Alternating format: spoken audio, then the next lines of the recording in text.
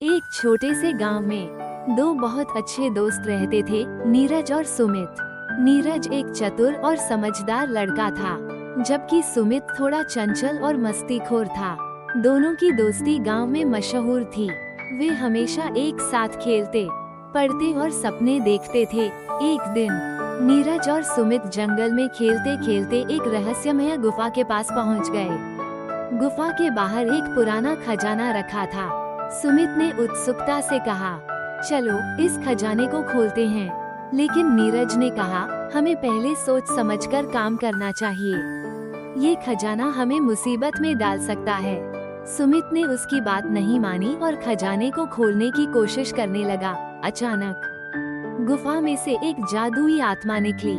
उसने कहा, तुमने मेरी नींद तोड़ी है।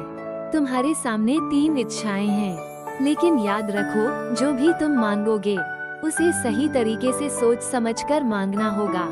सुमित ने जल्दी से कहा, मैं सबसे अमीर आदमी बनना चाहता हूँ। जादुई आत्मा ने उसकी इच्छा पूरी कर दी।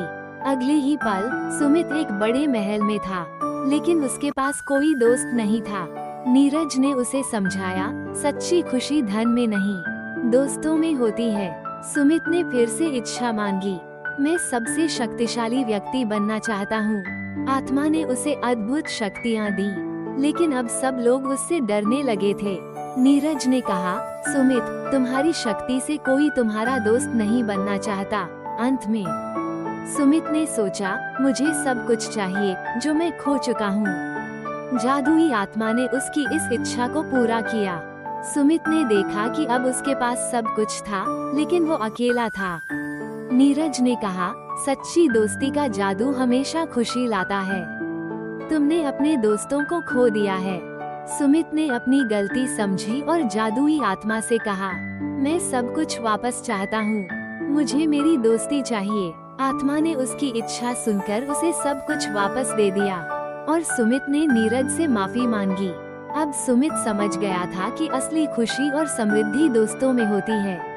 उसने नीरज से कहा, मुझे माफ कर दो, मैं हमेशा तुम्हारे साथ रहूंगा। दोनों दोस्त फिर से एक साथ खेलते और सपने देखते। उन्होंने तय किया कि वे अपनी दोस्ती को हमेशा संजोए रखेंगे और कभी भी धन और शक्ति को अपनी खुशी का स्रोत नहीं बनाएंगे। कहानी से हमें ये सीखने को मिलता है कि सच्ची दोस्ती ही सबसे बड़ी दौलत है। धन और शक्ति क्षणिक होते हैं, लेकिन अच्छे दोस्त हमेशा साथ रहते हैं।